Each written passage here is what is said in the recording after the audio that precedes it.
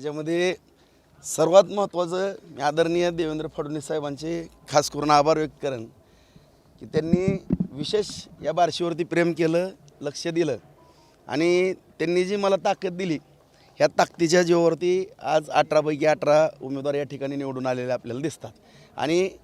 विशेष करून सहकारामध्ये आम्ही अत्यंत ही आमच्या ह्याच्यातली पहिलीच निवडणूक म्हणायला काय हरकत नाही, कारण गेल्या वेळेस जी बाजार समिती झालेली होती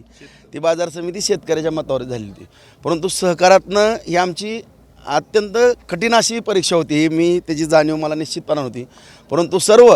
मतदार जे आहेत ह्या मतदारांनी खास करून आमच्यावरती एक विशेष प्रेम केलं। या सोसाट्या मतदारसंघातनं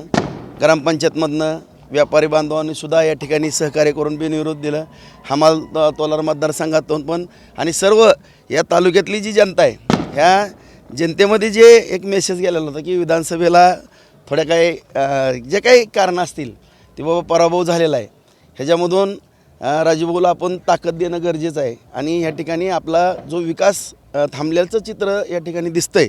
ते चित्र बदलण्याच्या दृष्टिकोनातून सर्व जनता जनार्दनाने हे दिलेले आशीर्वाद आहेत। हो, खरं तर ह्या निवडणुकीमध्ये पूर्ण प्रतिष्ठा ही पणाला लागली होती, संपूर्ण जिल्ह्याचं लक्ष या निवडणुकीकडे लागलेलं होतं, काय भावना आहेत? ह्याच्यामध्ये मी कधीही माझी प्रतिष्ठा पणाला लागली म्हणणार नाही किंवा अस्तित्वाची लढाई म्हणणार नाही। हे माझ्या बार्शी तालुक्यातील जनतेची जी मला सेवा करायची, आता काही विधानसभेला मुद्दे निघाले की काय कशा करता काय झालं, परंतु मी जनतेला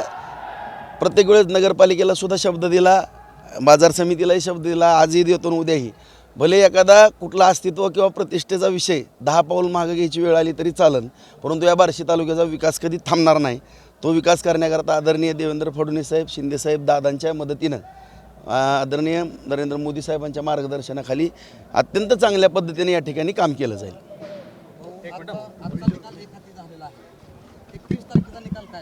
निश्चितपणानं तोही निकाल अत्यंत या बार्शीकरांना आनंद देणारा निकाल असेल, कारण मी मगाच सांगितलं की जो विकास थांबलेला आहे ह्या तालुक्यातील जनतेला विकासाची फार मोठी अपेक्षा आहे आणि तो विकास कोणाच्या माध्यमातून पूर्ण होतोय संपूर्ण जनतेला पूर्ण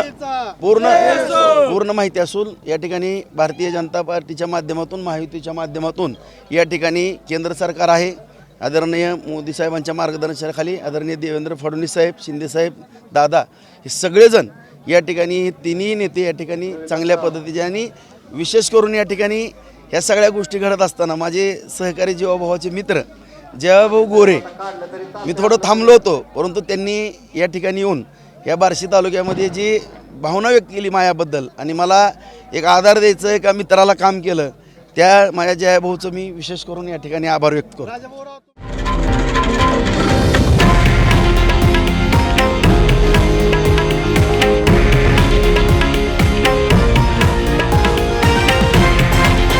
हे आहे देशातील नंबर 1 न्यूज नेटवर्क आणि आपण पाहत आहात TV9 मराठी,